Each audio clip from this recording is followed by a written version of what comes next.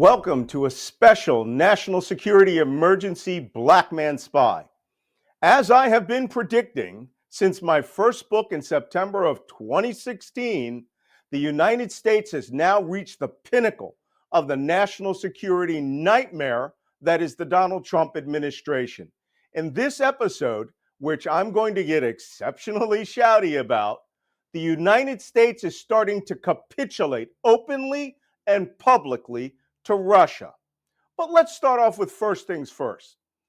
The person sitting in the chair in the Oval Office, Donald Trump, gave control of the government to a drug-addled billionaire, the richest man in the world, Elon Musk, who apparently is president of the United States. Musk is dismantling the entirety of the U.S. government right now. And if you haven't looked, just in the last few hours, they fired 3,500 Park Service rangers and personnel. They're going through the intelligence community with a scythe, and to cap it all off, the disaster that is Tulsi Gabbard, a woman who is openly believed to be an ally of Russia and quite possibly who is sympathetic to Russian intelligence, is now the director of national intelligence for the United States. It's like Nikita Khrushchev said, we don't have to invade you. You will destroy yourself from the inside. And here we are destroying ourselves from the inside. Former heroin addict, man who eats animals off the road, who had openly admitted to having brain worms, who doesn't believe in vaccines, who Robert F. Kennedy Jr. was confirmed as the health secretary. And what was his first act? To claim that he's going to fire every nutritionist in government because I guess taking steroids and eating his pill supplements is what all children are going to be encouraged to do. This will weaken the average American's health, and the health is now in the hand of a former drug addict. I guess he'll start recommending heroin as a weight loss treatment instead of Ozempic.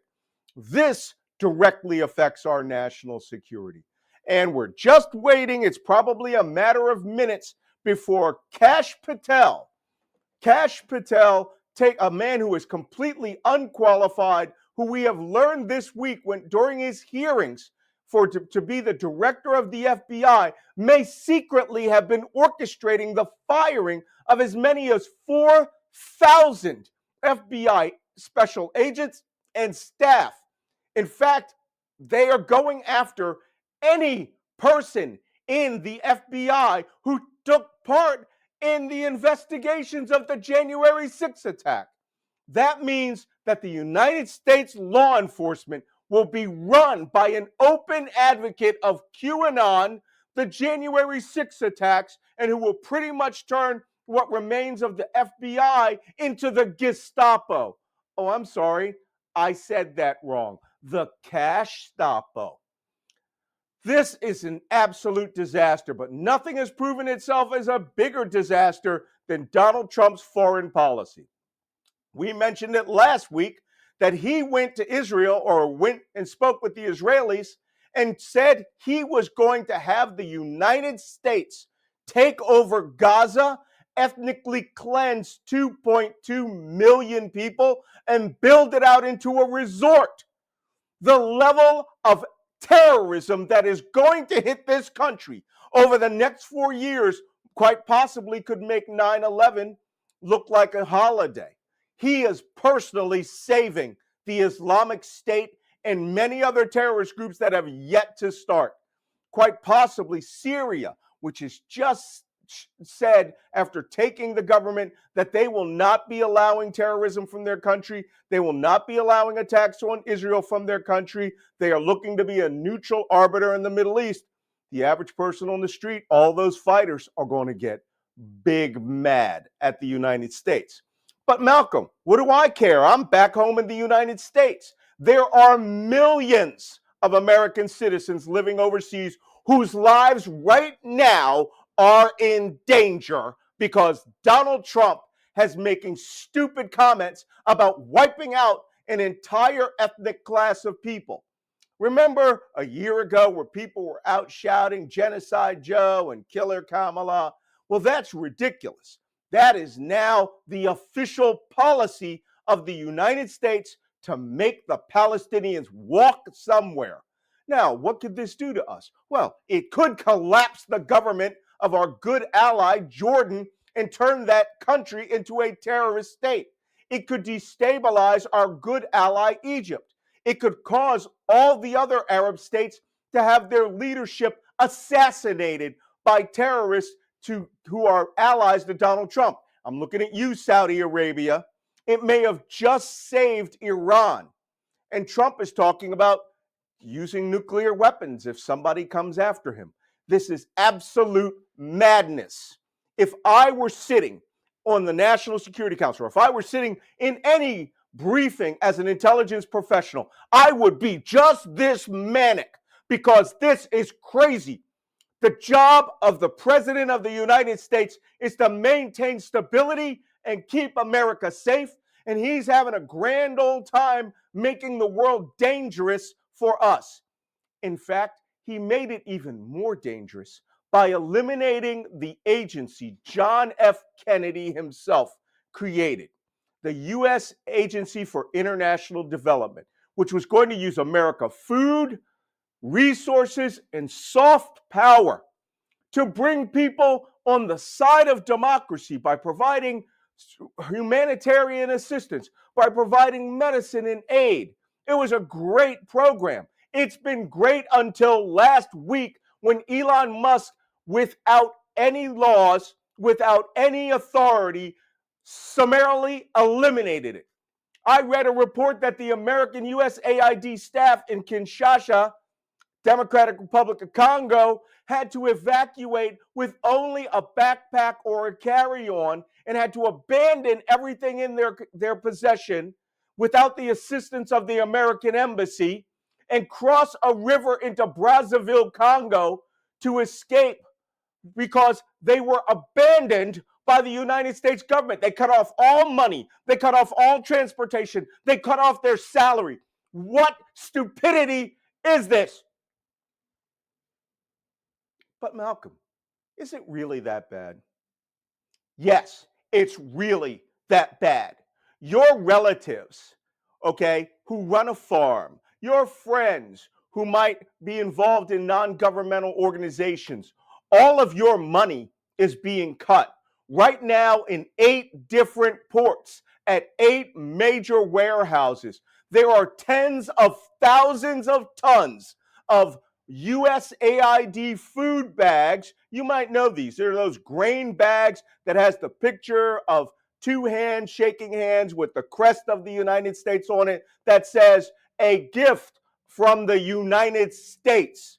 Food that was feeding starving children are now rotting on the piers in U.S. ports because they fired everyone who could move it. This is a disaster for America. You know why it's going to be a disaster? I'm going to tell you why it's going to be a disaster. They're not going to starve.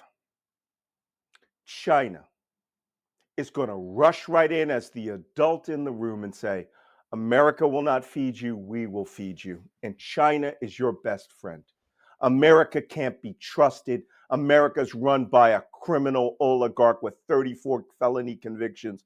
We, China, are your friend, and you can buy our products. And you know what? Kids in Africa are going to remember that.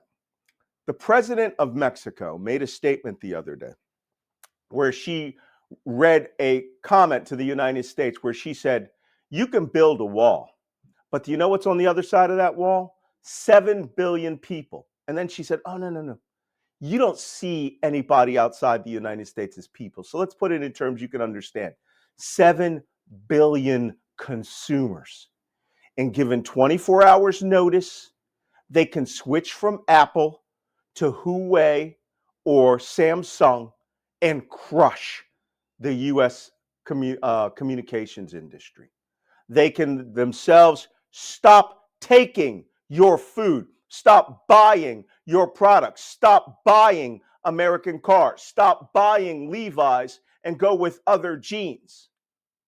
As America becomes the pariah nation, that becomes the new Russia, the rest of the world will stop buying what America has, and it will crush our economy.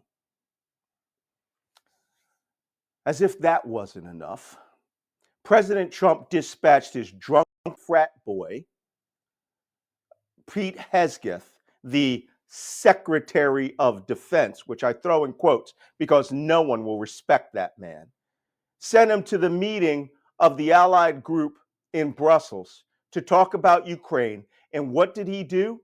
Under Trump's orders, he threw Ukraine under the bus and essentially said Ukraine will essentially have to give up 20% of its land in order to have a peace. Everyone laughed at him. The next day, Ukraine came back after he made the comment that Ukraine will never return to its 2014 borders. That's the borders where Russia seized by force Crimea, Luhansk, Donetsk province. They now have Zaporizhia province, half of that, and Kherson province, half of that. And Pete Hegseth went out and said, you're going to have to surrender that to get peace. I fought with the Ukrainian army. I was in combat against Russian forces in the Kharkiv counteroffensive. Let me tell you something I've learned about the Ukrainians. They don't surrender. In the beginning of the war, one of the biggest symbols that they had was a picture of a slick-haired Cossack with a long mustache. And for days, I couldn't understand what was written under it. Finally, somebody read it to me and it said, "We will not live as slaves." That phrase is so deeply embedded into their Ukrainian Cossack culture because Russia tried to enslave them for centuries that they will throw rocks and beat them with sticks. But here's what will not happen. They will not bow down to Donald Trump as a lackey of Moscow and give up 20% of their country. And on cue, Europe suddenly realized you cannot trust America. Europe is now rallying around Ukraine. Britain has started tossing out ideas like sending forces from the EU and Britain into Ukraine to free up Ukrainian army soldiers. An excellent idea, with the goal of victory to take back everything leading up to 2014. And on cue, as if Hegseth didn't know anything, as Secretary of Defense, he comes out in a press conference and says, Russia's Navy is so powerful, it would take America 7 years to catch up to it. What kind of drugs is he on? Oh, I'm sorry. His preferred cocktail is gin, according to him. What he was drinking was apparently a fifth of gin, because Russia's Navy is ancient and devastated. Ukraine, a navy with no navy, sank their entire Black Sea fleet. One squadron of 4 U.S. destroyers could quite possibly destroy what remains of Russia's navy. We have 12 operating aircraft carriers, and the man who is ostensibly in charge of them has no clue what they're for. This is what happens when you put a drunk frat boy, National Guard major, not even a reservist, a state National Guardsman, in charge of the most powerful combat force in history. This is like taking Holden Caulwell from Catcher in the Rye in 1945 and putting him in charge of the invasion of Normandy. He will roll over and surrender and try to cut a deal with the Germans. We are in serious danger with these people. Can it get any worse, Malcolm? Why, yes, it can get worse because Donald Trump has decided he is going to surrender to Russia. The Russian stock market exploded from the verge of a crash when Donald Trump made the announcement that he would like to see Russia back in the G7. Russia was kicked out of the then G8 in 2014 for invading Ukraine. There is likelihood that Donald Trump will soon announce he is going to lift all the sanctions on Russia, and he expects to get paid. He expects to get paid in cash and minerals, and in fact, he demanded from Ukraine that before they get any further aid, that they give up their rights to their minerals in eastern Ukraine. It's a shakedown from a two-bit, cheap, toupee-wearing mob boss who is a demented, addled criminal, because that's who he is.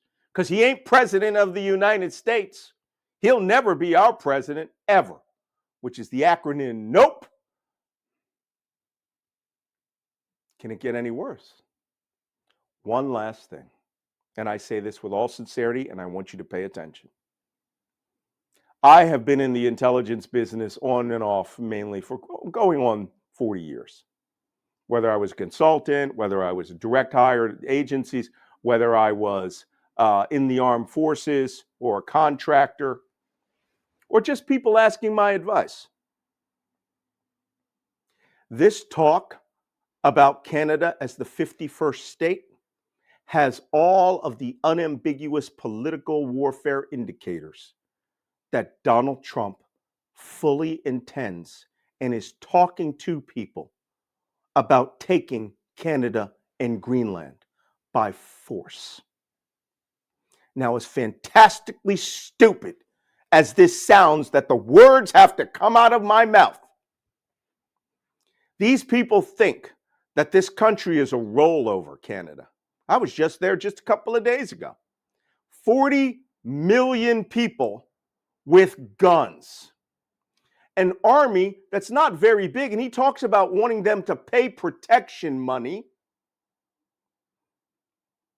And the first people, should the United States do anything so stupid, that are likely to die are not going to be Canadians.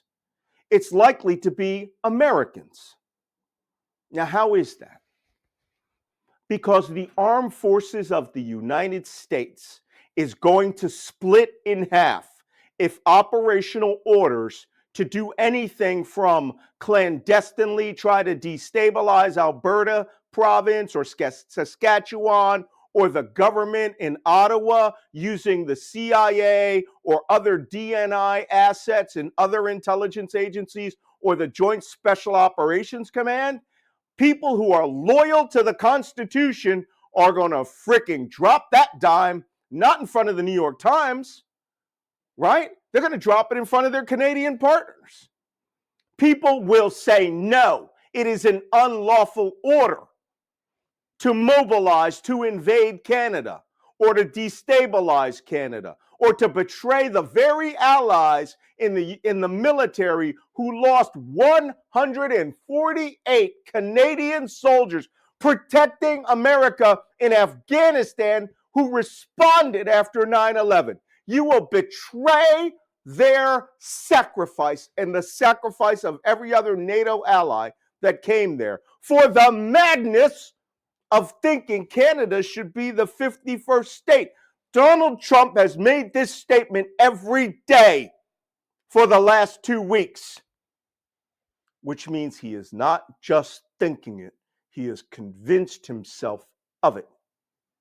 And if soldiers at the 10th Mountain Division up in the Thousand Islands area on the U.S.-Canadian border get orders to mobilize, draw weapons, rations, and equipment for extended operations in the summer leading to the Arctic, and to blitz Ottawa, everyone will go to the New York Times, Washington Post, and every newspaper and tell that they're doing it, and 2/3 of those forces will not obey. And here's the kicker. That's not called a mutiny. That is called lawfully disobeying an unlawful order. This sounds like a freaking Tom Clancy novel. Because there are insane people in the White House now. Baby Goebbels, Stephen Miller, all the rest of these fakes, phonies, criminals, and grifters. Half of them have felony convictions that were pardoned. And the people you voted for, the people who are Trump voters, if you voted for them, you voted for criminals to run the White House. Malcolm, whew, you sound pretty hot. You need to sip out a cup of coffee from your Velshi Rule coffee cup. Boy, do we need those two. I'm going to save my real fire for last. This is to Hakeem Jeffries, Chuck Schumer, and every other Democrat and independent and never Trump Republican. The way I'm talking is the way you should be talking. America is under attack. You should be in front of every camera in America. You should be going to every journalist in America. You need to drop the cooling saucer attitude. Nothing should be moving in Congress or the Senate. You're the opposition. For God's sakes, act like you love America. Act like you love the America that has existed since 1776. Talk like it. America is in danger. And you need to get in front of the camera. Hakeem Jeffries, if I hear another mild-mannered, we are going to send them a note. I swear to God, we're going to have to find somebody to replace you. Fight for this country. I fought for this country. I still fight for this country. If I am called upon to fight for it again, I will. I will gladly, let me paraphrase my fellow citizen of Philadelphia, Benjamin Franklin. I will gladly risk my life, my liberty, and my treasure to save this country. But what we have an opposition party that pretends like it is business as usual. This country is physically, economically, psychologically being dismantled. And you talk like you have an appointment to go to get a manicure. I cannot believe that my family risked their lives. One of them is dead from active service in the Indian Wars. African Americans who risked their life, their limbs. My poor mother had 7 of us in the military at one time. Terrified that the chaplain and some commanding officer would show up at her house in uniform for almost 40 years. It is too much that we have sacrificed for you to sit quiet. I want whoever's watching this to take this clip and you cut it out and you freaking send it to your congressman or representative or your senator. And you demand that they stop playing the game.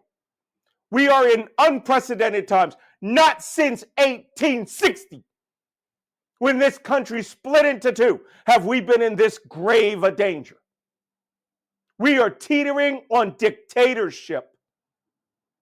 I swore an oath to the Constitution of the United States. I believe in that document. I love that document. I have risked my life to protect, defend, and support that document. And I will be goddamned if I allow my representatives from my party to sit on your ass. Get up. All of you need to be Jasmine Crockett. All of you need to stand up like Maxwell Frost and start shouting into every camera and explain to the American public we're in danger. This ship is on fire. It is flooding.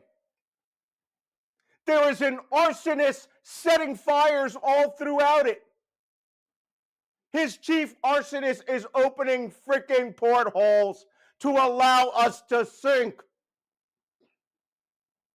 And Chuck Schumer, you let people vote to advance Kash Patel.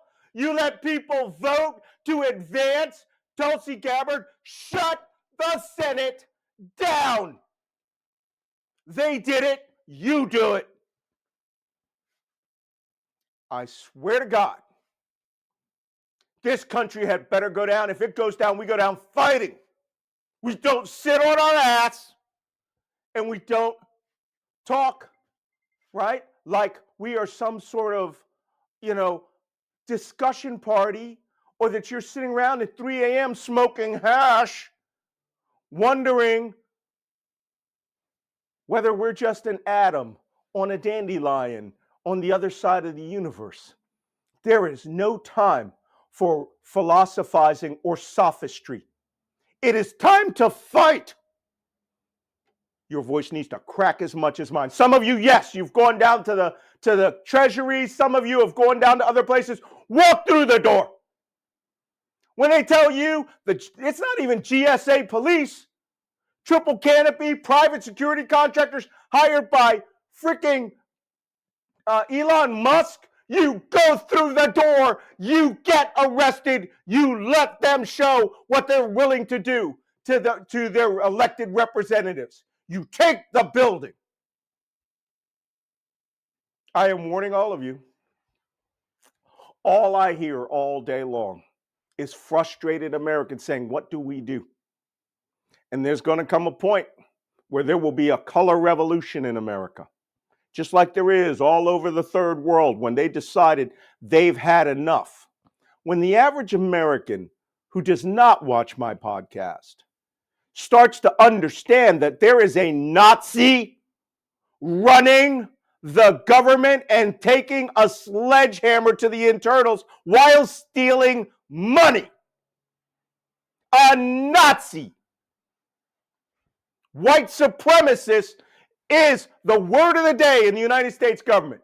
They said that the new head of the education department is deciding whether she's going to defund schools that teach Black history.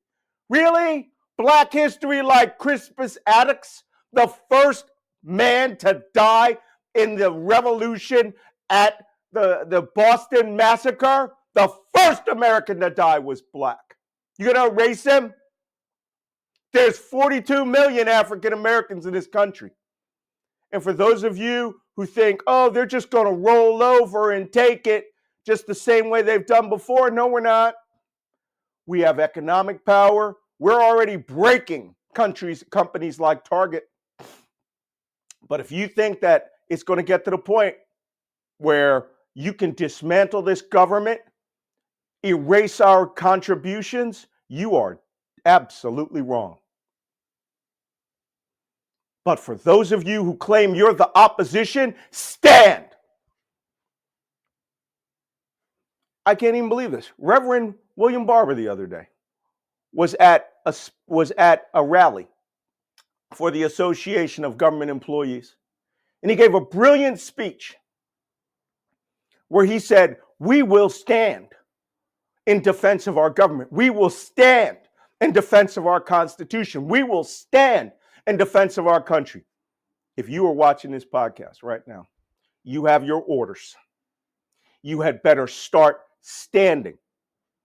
Take a stand. If you hear there's a rally, go to it. If there's a protest, go to it. If you can see where these Doge idiots are, call them out.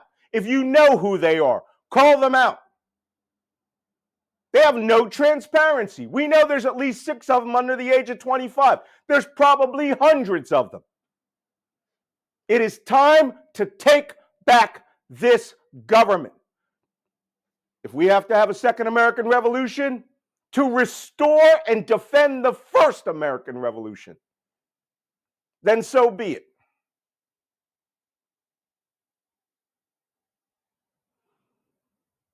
This reminds me of a line from Saving Private Ryan.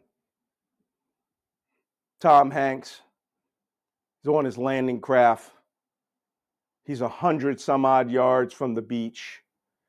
Guys are dying everywhere left and right. And his last words are, I'll see you on the beach. We know danger is coming. Every one of us must make a decision now about, are we going to roll over and be a Tory, support the redcoats, let MAGA destroy everything we've ever stood for? Not me. I'm willing to risk my liberty, my life, and my treasure. I will not let the founding fathers down. These people, they're already giving it to the Russians. I will see you on the beach.